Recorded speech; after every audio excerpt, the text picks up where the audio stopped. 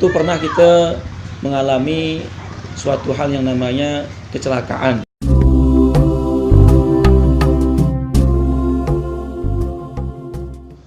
Assalamualaikum warahmatullahi wabarakatuh. Selamat datang kembali di channel YouTube Pejuang Dakwah Agara.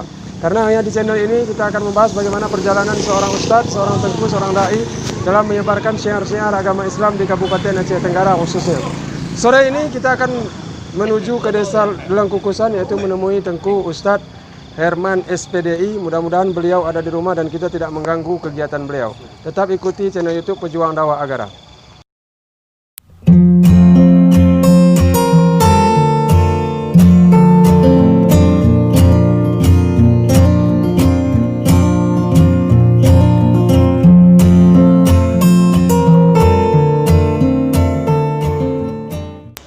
Sahabat Pejuang Dakwah Agara dimanapun Anda berada, sekarang kita telah tiba di desa Delang Kukusan, tepatnya di Pondok Pesantren Darul Alif, desa Delang Kukusan, Kecamatan Lalas, Kabupaten Aceh Tenggara. Saat ini beliau sedang mengajar. Nanti setelah mengajar kita akan meminta waktu dan minta izin kepada beliau untuk berbicara bincang perjalanan dakwah beliau dalam menyebarkan syiar-syiar agama Islam di Kabupaten Aceh Tenggara. Tetap ikuti channel YouTube Pejuang Dakwah Agara.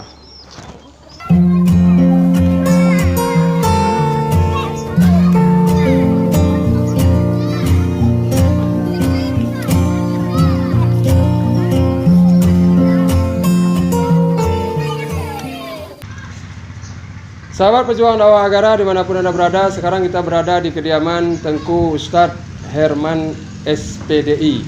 Kita berada di lokasi Pondok Pesantren Darul Quran. Alhamdulillah beliau sudah ada di sini bersama kita. Kita akan ajak beliau bagaimana cerita perjuangan dakwah beliau dalam menyampaikan syiar-syiar agama Islam di Kabupaten Aceh Tenggara. Assalamualaikum Ustadz. Waalaikumsalam. Pertama Ustadz, mendengar kata dakwah, menurut Ustadz apa itu dakwah? Jadi dakwah itu menyampaikan apa yang telah diamanatkan oleh Allah Subhanahu wa taala kepada Rasulullah SAW, yaitu kepada kita, sehingga dakwah itu bukan hanya tugasnya Rasulullah, tetapi tugas kita bersama sebagai umat daripada beliau, yaitu mendakwahi, menyampaikan sepatah dua patah kata, baik berbentuk ayat Al-Quran ataupun hadis baginda Rasulullah. Dakwah tugas kita bersama, itu yang saya kutip dari pendapat Ustadz tentang dakwah. Menurut Ustadz, kalau ada yang pendapat yang mengatakan bahwa dakwah ini adalah murni tugas Ustadz, tidak perlu diikut campuri, artinya ada pengkotakan tersendiri di pikiran masyarakat bahwa ini kalau dakwah tugas Ustadz, kalau ini tugas kita gitu. Itu bagaimana menurut Ustadz? Kalau menurut saya sependapat dengan apa yang dikatakan oleh Rasulullah, bahwasanya dakwah itu bukan tugas hanya perorangan saja atau per individu, kelompok yang namanya ustadz, siapapun kita, umat Rasulullah itu ambil bahagianlah untuk dakwah, memberikan yaitu nasihat ataupun berbentuk ingatan, saling ingat mengingatkan, itu merupakan bahagian daripada dakwah. Sejak kapan mulai berdakwah di Aceh Tenggara? Kalau tidak saya silap, seingat saya itu sekitar 2010. Insya Allah sudah kita mulai. Sampai saat ini masih aktif. Sampai saat ini alhamdulillah masih aktif. Bisa diceritakan Ustaz, tempat pertama kali Ustaz datangi untuk menyampaikan risalah baginda Rasul ini, yaitu dakwah? Berbicara mengenai yang pernah saya alami untuk berdakwah itu banyak sekali, bahkan sampai ke pelosok-pelosok. Namun pertama sekalinya saya berdakwah itu tidak saya ingat, tidak saya lupa, itu dari desa Pasir Nunang pertama sekalinya. Karena saya pun termasuk salah satu alumni daripada pesantren Darul Falah. Darul Falah. Itu kemarin begitu belajar sudah bisa sepatah dua patah kata untuk menyampaikan, maka pertama sekali untuk syiarnya itu di masjid Pasir Nunang itu. Dalam bentuk khutbah Jumat. Itu yang pertama sekali. Dari 2010 hingga saat ini berdakwah di Aceh Tenggara, tentu banyak mempunyai rintangan, tantangan. Iya. Bisa Ustaz ceritakan bagaimana suka duka seorang pendakwah di Aceh Tenggara menurut Ustaz sendiri? Suka dukanya, kalau sukanya alhamdulillah itu tatkala kita begitu kita kunjungi suatu tempat itu ataupun desa, itu para jemaahnya menanti kita dengan luar biasa. Barangkali sebahagian ada yang sudah membuat spesial begitu untuk kita. Spesialnya dari segi pertama makanan, yang kedua fasilitas untuk yang kita datangi itu salah satunya. Kemudian dukanya itu jarak tempuh antara tempat kita dakwah itu, barangkali seingat saya itu saya pernah ke Kecamatan Loser. Di kilometer 20 kalau tidak saya ingat itu, kalau saya lupa, di kilometer 20 itu pernah juga kita khatib di sana. Kemudian sampai ke Belang Kejeren itu Marpunge. Itu terletak di atas itu. Itu dukanya perjalanan ke sana itu jarak tempuh medannya ke Loser tadi itu pernah kita mengalami suatu hal yang namanya kecelakaan. Jatuh dari kereta sehingga ada kemarin tuh terkena knalpot Honda itu kena daripada badan kita gitu, sehingga luar biasa. Namun sampai di sana tetap kita adakan itu ceramah khutbah Jumat walaupun kita sudah pernah jatuh di jalan karena medannya terlalu licin gitu waktu hujan-hujan. Sekarang ini zaman milenial bisa dikatakan seperti itu, Ustaz. Sarana dakwah seperti media sosial, Facebook, Twitter, Instagram dan lain sebagainya seringkali digunakan para ustadz untuk menyampaikan dakwah kepada masyarakat. Menurut Ustadz, sarana dakwah seperti media sosial tadi yang saya bilang, apakah cocok diterapkan di Aceh Tenggara?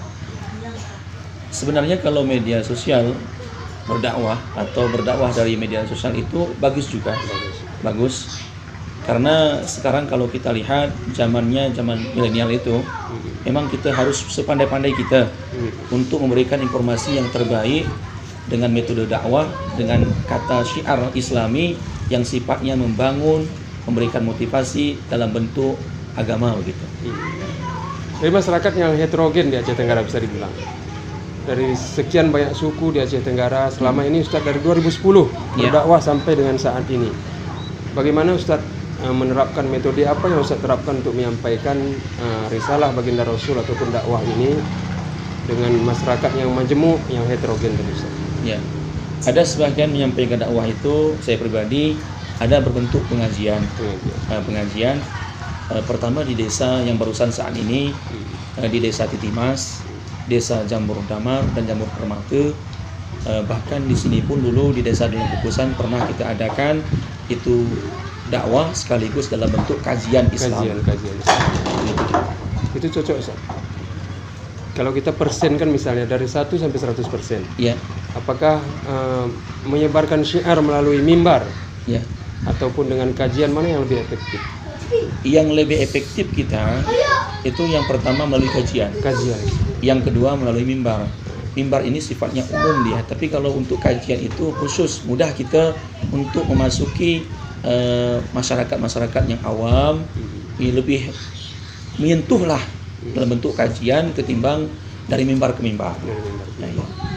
Kemudian saat ceramah dari 2010 sampai dengan saat ini, tempat terjauh yang pernah Ustaz datangi untuk berdakwah? Tempat terjauh Belang Kejeren. Pernah Belang Kejeren. Berapa kali Ustaz? Baru sekali lah dalam bentuk menyampaikan acara Isra wal Mi'raj sampai ke Belang Kejeren.